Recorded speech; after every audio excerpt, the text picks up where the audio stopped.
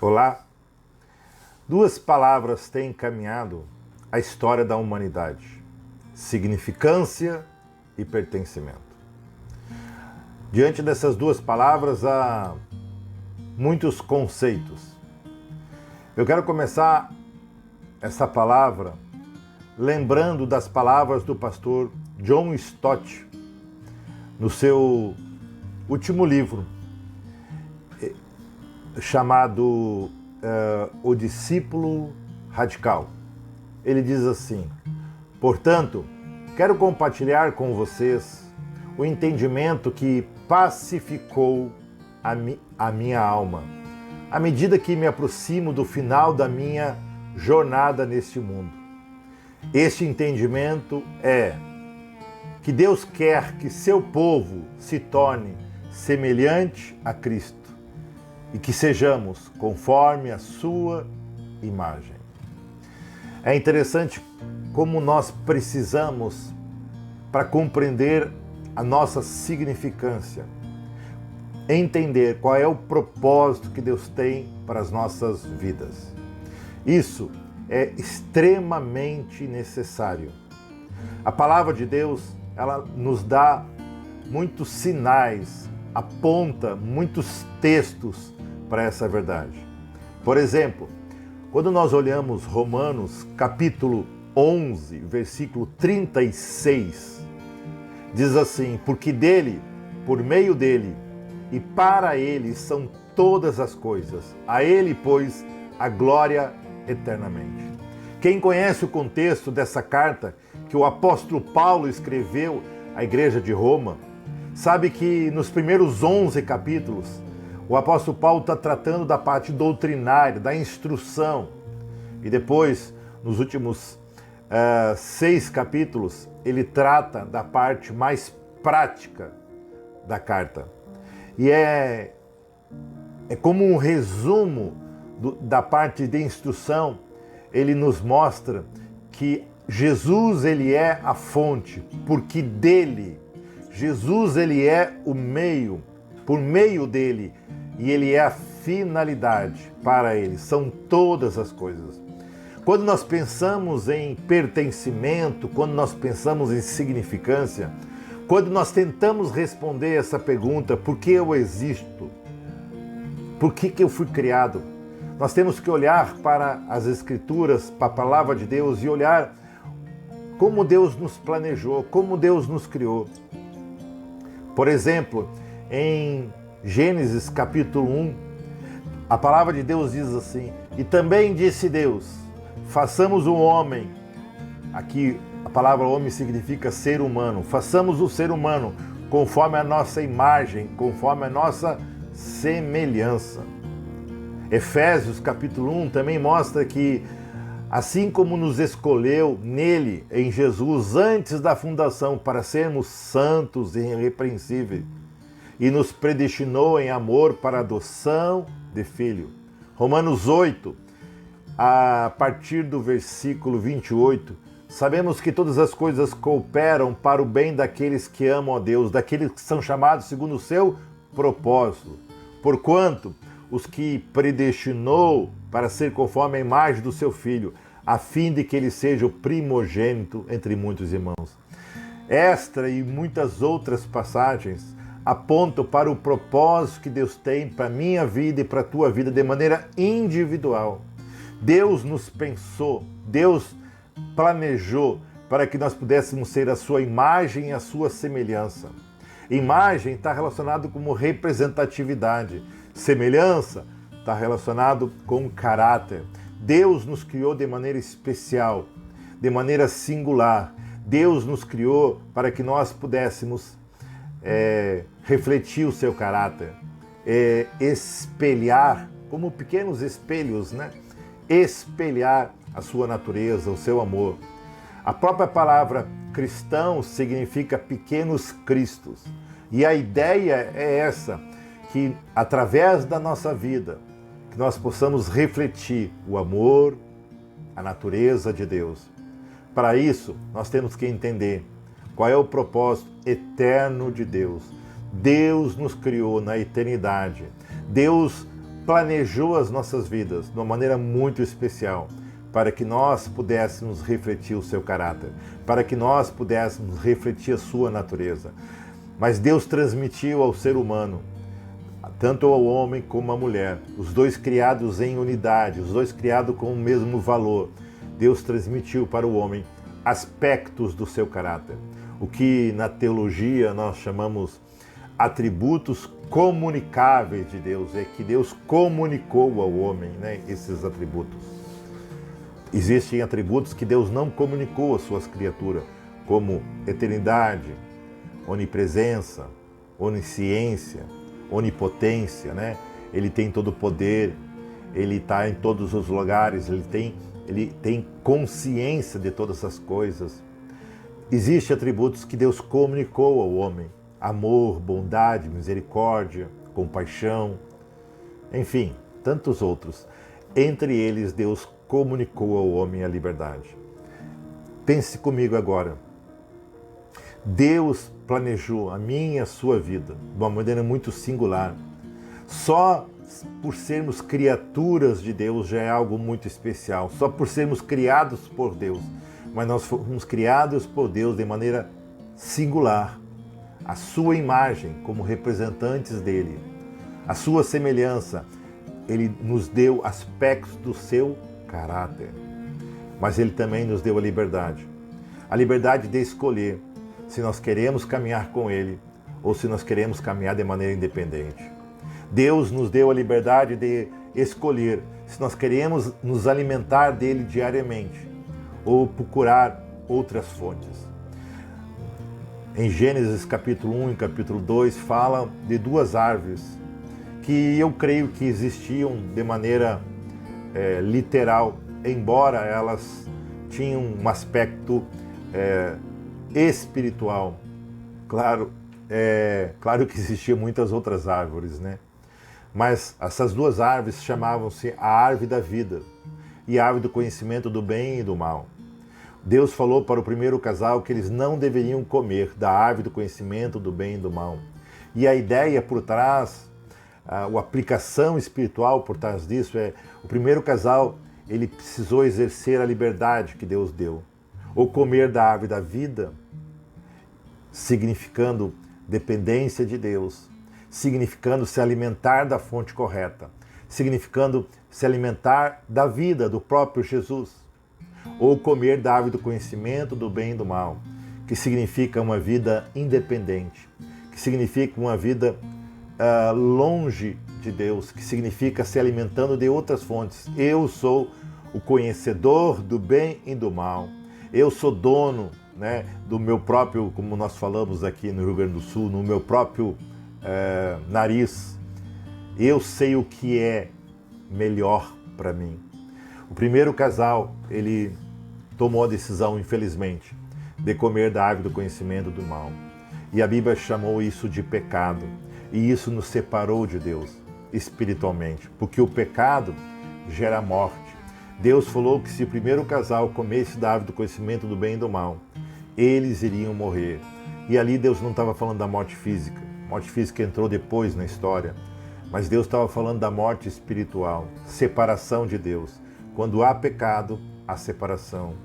Mas o próprio Deus não desistiu. Não desistiu nem de mim e nem de você. Você que está me ouvindo através desse vídeo, entenda que Deus tem um propósito para a tua vida. Claro que todos nós temos propósitos singulares, individuais. Com certeza, Deus tem muitos propósitos para as nossas vidas de uma maneira geral. Mas Deus tem um propósito para todo ser humano, homem e mulher, independente da sua história, do seu status, independente da sua raça, independente de onde nasceu. O propósito eterno de Deus é que eu e você pudéssemos refletir o seu caráter. Eu e você pudéssemos cada dia mais, conforme o pastor John Stott fala, ser a semelhança dele, espelhando como pequenos cristos a imagem dele, o amor dele. Mas Deus nos deu a liberdade. E os nossos primeiros ancestral, o primeiro casal escolheu caminhar longe de Deus. E por consequência, todos os filhos nasceram nessa condição, separados de Deus. Mas Deus, como eu disse, é imutável. Os seus propósitos, eles são imutáveis. Deus não desistiu de mim e de você. E o próprio Deus se fez carne, né? Veio em Jesus, que pagou o preço da morte, para que eu e você pudéssemos retornar para o propósito para o qual nós fomos criados. Que palavra de graça, que palavra de amor. Eu e você podemos voltar para o propósito para o qual Deus nos criou, sermos seus filhos, temos a sua imagem e a sua semelhança, sermos os seus representantes. Meu amado, não sei a tua história, a tua jornada de fé. Ela pode estar iniciando ou ela já pode já ter muitos anos, mas eu quero novamente reafirmar que eu e você, nós temos importância. Por que eu fui criado? Por que eu existo? Existe uma significância na sua vida. Mesmo que você tenha experimentado muitas dores e muitas tristezas, mesmo que você veio de um lar, quem sabe, que não era muito funcional, um lar muito estruturado, mesmo que pessoas que você amou te decepcionaram, mesmo que, quem sabe, líderes religiosos abusaram da sua sinceridade. Deus, em Cristo Jesus, está te dizendo que você é importante. As Escrituras afirmam que você tem um significado, que você pertence a algo. Você pertence à família de Deus em Cristo Jesus. Deus te criou para isso, mas Deus te deu a liberdade de escolher.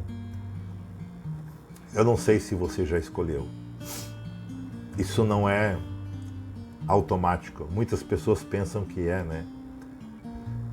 É pregado uma ilusão neste mundo que todos somos filhos de Deus. E até essa palavra parece piedosa, né? Mas ela não é piedosa. De fato, é um grande engano. Eu posso afirmar que Deus quer que você seja filho dele.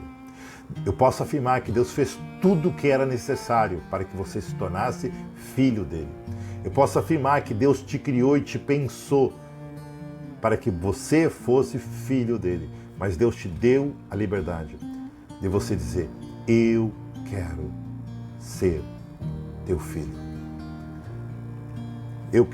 Como você expressa se alimentando da fonte correta? Lembra das duas árvores lá do Jardim do Éden? A árvore da vida? Diga para Jesus: Jesus, eu confio em ti. Eu entrego a minha vida nas tuas mãos. Eu entendi que tu me amas, independente da minha história, independente dos meus acertos. Tu me amas. Eu entendi que o pecado, né, me separa de ti, porque a Bíblia fala que todos nós somos pecadores e estamos destituídos, separados da presença de Deus. E essa morte, eu já falei, é uma morte espiritual. Morte significa perda de comunhão, nós perdemos a comunhão com Deus.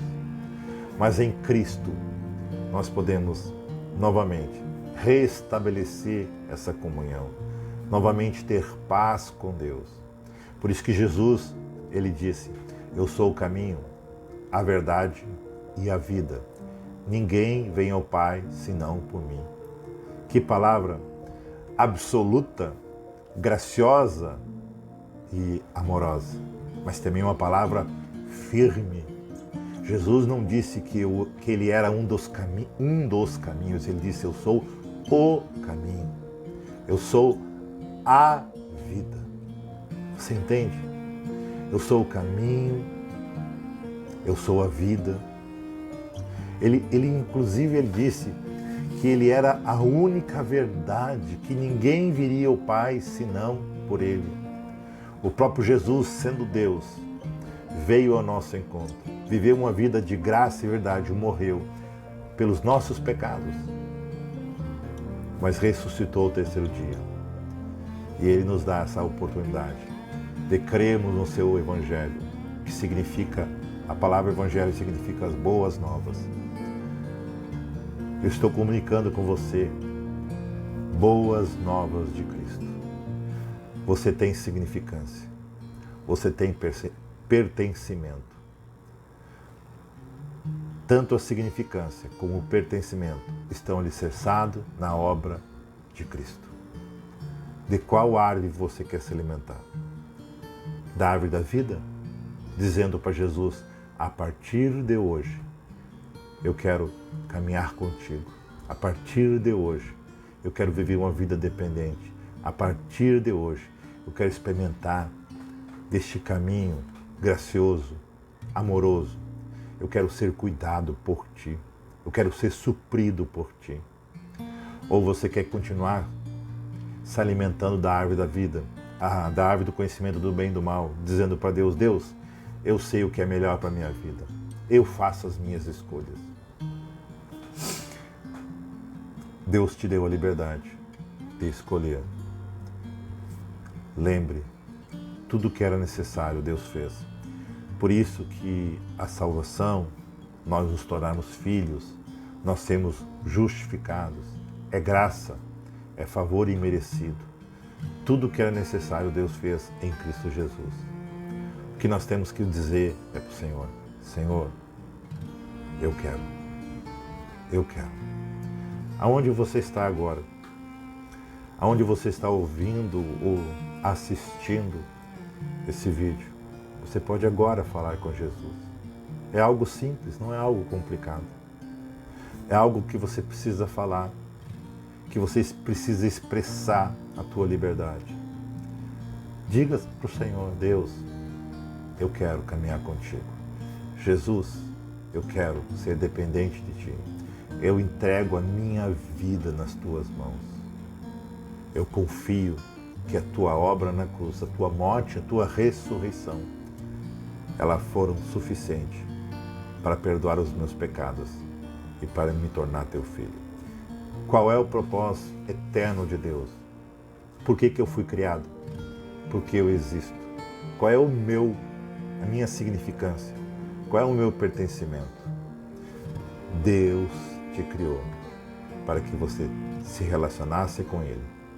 Deus te criou para que você fosse sua família. Deus te criou para que você fosse sua imagem. Que Deus nos abençoe.